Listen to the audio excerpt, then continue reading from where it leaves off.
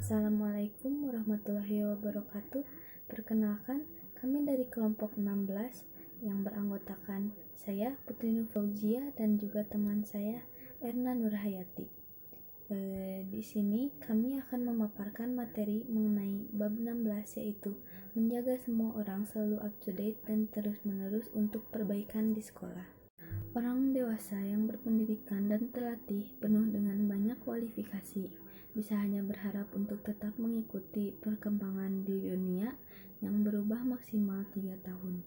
Pengetahuan baru, prosedur baru, proses baru, dan lingkungan baru yang akan mendorong sebuah pemikiran baru dan tindakan baru. Orang profesional yang tidak memahami dan melaksanakan kebutuhan peningkatan berkelanjutan dalam dunia belajar seumur hidup tidak hanya diam. Sekolah pada khususnya mungkin yang paling tidak siap dari semua penyedia pendidikan untuk yang baru ini, lingkungan, meskipun mereka akan mengalami perubahan terbesar baik di hal-hal yang mereka lakukan dan cara mereka melakukannya.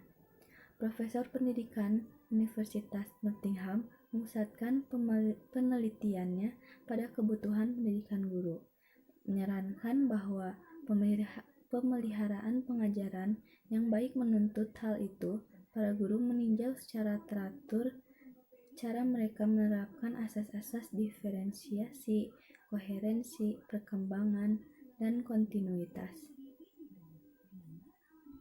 Menjadi seorang profesional berarti mengambil komitmen seumur hidup.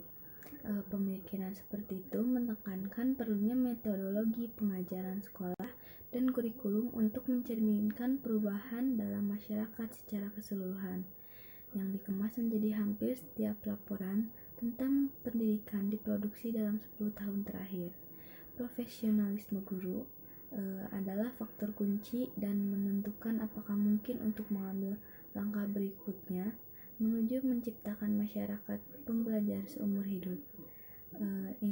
Menekankan kebutuhan untuk pelatihan dalam jabatan sebagai pilar kedua dari kebijakannya dan mengusulkan sejumlah strategi untuk mengembangkan ini, termasuk hukum otoritas lokal seumur hidup, kursus pembelajaran untuk semua guru dalam jabatan dan keterlibatan. Sekolah setidaknya berpotensi untuk organisasi belajar. Semua orang di sana, anak-anak, guru, dan staf administrasi adalah pembelajar dengan kebutuhan untuk terus-menerus berkembang, berkencan, dan berhubungan dengan tuntutan dunia yang berubah. Belajar adalah alasan mengapa mereka ada. Untuk administrator dan guru ini adalah tugas profesional untuk merangsang pembelajaran itu. Setiapnya dengan manfaat, misalnya dari pengembangan rencana pembelajaran pribadi. Dalam keadaan ini menjadi versi kehidupan atau versi yang dimodifikasi dan dipotong untuk menangani masalah pekerjaan dan karir. Mengembangkan keterampilan baru dan kompetensi dalam metode psikologi tentang bagaimana orang belajar, pembelajaran individu, gaya, teknologi, pembelajaran terbuka dan jarak jauh, dan juga bagaimana memotivasi enggan pelajar. Menggunakan internet untuk pengajaran kolaboratif, menciptakan pembelajaran yang bermanfaat kemitraan, teknik pendampingan, administrasi, audit, pembelajaran dan pribadi. Rencana pembelajaran hanyalah sebagian kecil dari keterampilan dan kompetensi yang mereka perlukan. Selanjutnya akan dipaparkan oleh Erna Nurhayati. Kepada Erna disilakan. Terima kasih kepada moderator yang telah mengizinkan saya untuk menyampaikan materi. Materi yang akan saya sampaikan adalah pendidikan pada lingkungan. Dalam dunia pendidikan, lebih dari kebanyakan lingkungan, ada kebutuhan untuk interaksi, diskusi, dan pengembangan diri yang memiliki tujuan.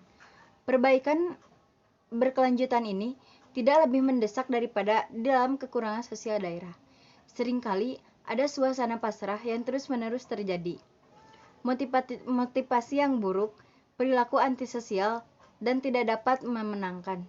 Citra diri di keduanya adalah mengenai guru dan siswa yang menderita. Anak muda menganggap mereka tidak bisa berhasil, menerima sedikit dorongan positif di rumah, dan mengembangkan sikap perilaku. Dalam keadaan seperti itu, bantuan dari organisasi luar dapat diberikan dan sangat berguna untuk mendobrak pola pikir yang seperti itu.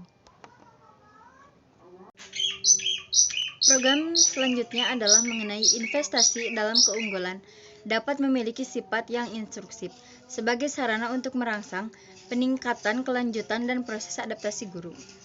Program ini berkonsentrasi khususnya pada persepsi diri yang negatif, yang mendasari orang tua dan murid dan cara mereka menghancurkan sindrom kita dan mereka, yang bisa menjadi penghalang utama untuk perbaikan tersebut. Ini dirancang membantu staf dan siswa yang menghadapi tantangan tersebut, mengembangkan motivasi dan kepercayaan diri, serta melihat perkembangan diri sebagai proses positif dan berkelanjutan. Penguatan perilaku yang baik menggantikan reaksi negatif terhadap perilaku buruk dan aktivitas yang buruk.